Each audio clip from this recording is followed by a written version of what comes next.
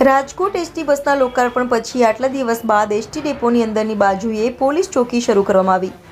અત્યાર સુધી પોલીસ ચોકી તો હતી પણ એ કરણપરા ચોકમાં આવેલી હતી। રિપોર્ટર ભરત ભરડવા સાથે રોહિત ભોજાણી, ઇન્ડિયા 24 ન્યૂઝ, રાજકોટ।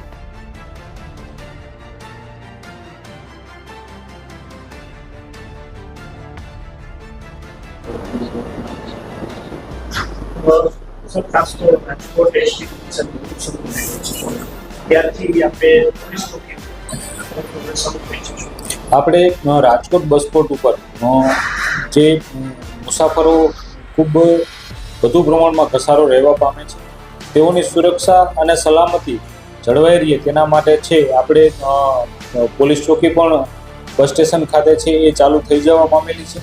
અને જો નાના મોટા કોઈ અનિચ્છનીય બનાવ બને તો તેમાં મુસાફરો છે એ ત્યાં જઈ પણ કમ્પ્લેન કરી શકે છે।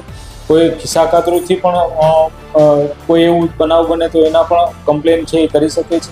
આમ મુસાફરોને કોઈ પણ પ્રકારની એવી જણાય કે અહીંયા અમારે પોલીસ ડિપાર્ટમેન્ટને જાણ કરવા જેવી છે તો રાજકોટ બસ સ્પોટ ઉપર જ આપણે પોલીસ ચોકી છે એ કાર્યરત થઈ ગઈ છે, તો ત્યાં મુસાફરો છે એ જાણ કરી શકે છે।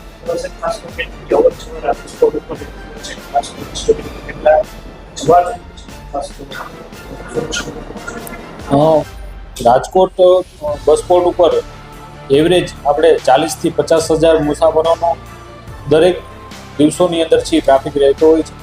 અને આપણે પોલીસ ચોકી છે તો ત્યાં પોલીસ વિભાગ દ્વારા ત્યાં એના સ્ટાફ પણ ફાળવવામાં આવે છે।